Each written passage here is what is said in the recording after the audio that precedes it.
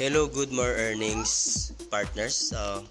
Ang ipapakita ko po ay kung paano tayo mag-cash in or maglagay ng funds sa ating eCash gamit ang GCash.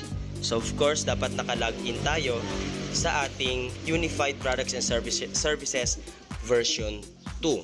So ang gagawin nyo lang po partners ay kiklik nyo po yung cash in and then select e-wallet and select wallet. So kiklik mo po yung arrow down, makikita mo po yung GCash dyan. So kiklik mo pong GCash and then yung desired amount po na ifa-fund nyo. So example, 1,900 po. So your first name, okay, and then the middle name, last name.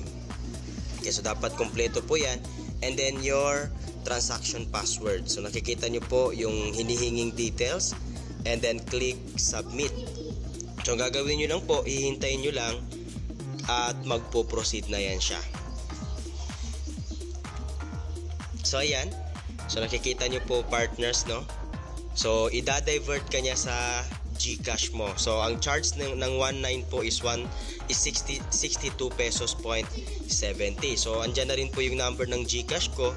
So kung hindi pa siya automatic na nakalagay dyan, pwede nyong i-type, okay? So kung wala ka pang GCash, register now. Kung pwede ka mag-register. So since mayroon na po ako, ang gagamitin ko po is GCash, i-click ko po yung next and then may verification code. So ita-type mo lang po yan, 104504, then click next and then yung login password mo sa GCash and then next.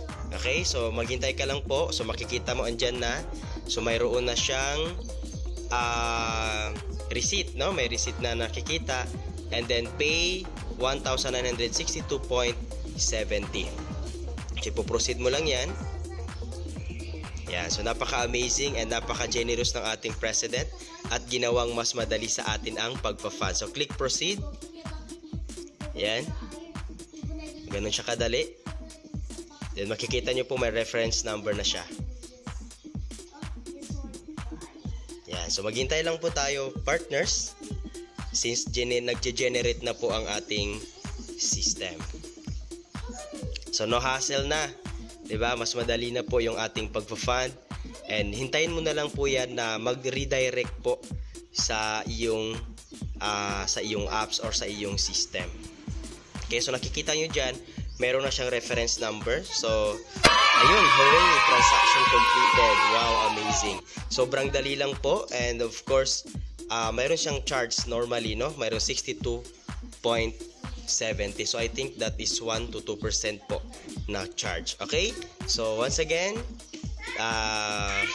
congratulations sa lahat ng mga nakapag-unified na. Sa mga hindi pa po, what are you waiting for? Okay?